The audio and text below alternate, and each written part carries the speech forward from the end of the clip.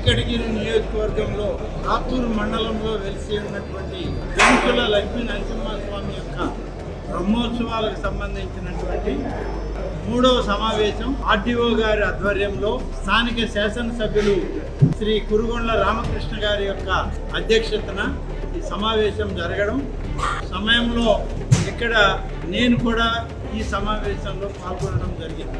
ఇటీవలే ఆలయ పాలకవర్గం లేదు అనేటువంటి ఉద్దేశంలో మరి ఈ యొక్క బ్రహ్మోత్సవాలను నడపడంలో పాలకవర్గం అవసరం ఉందని గుర్తించి మన శాసనసభ్యులు రామకృష్ణ గారు కోరిక మేరకు ఈ యొక్క ఫెస్టివల్ కమిటీ బ్రహ్మోత్సవ సేవా కమిటీని రాష్ట్ర ప్రభుత్వం కాన్స్టిట్యూట్ చేసింది.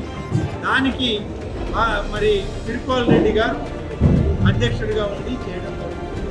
8వ తారీఖున ప్రారంభమయ్యేటువంటి ఉత్సవాలు వైభవోపేతంగా జరపాలని అన్ని జాగ్రత్తలతో దాదాపు 4 జిల్లాల నుంచి వచ్చేటువంటి వేలాది మంది భక్తులకి సజావుగా స్వామివారి అమ్మవారి దర్శన భాగ్యాలతో కళ్యాణాన్ని వీక్షించి లడ్డు ప్రసాదాలను కూడా తీసుకుని వెళ్ళే విధంగా వాళ్ళకి ఏర్పాటు చేస్తారు. వచ్చేటువంటి భక్తులు తిరిగి వెళ్ళడంలో పూర్తి స్థాయిలో వాళ్ళకి అన్ని వస్తువులు ఉండాలి, ప్రయాణ సౌకర్యం కూడా బాగుండాలి. అన్ని డిపోల నుంచి బస్సులు కూడా ముందు ఎలా తీసుకొస్తారో అంతకన్నా ఎక్కువ బస్సులు ఇక్కడి నుంచి వెనక్కి పంపడానికి ఏర్పాటు చేసుకోవాలని చెప్పడం జరిగింది.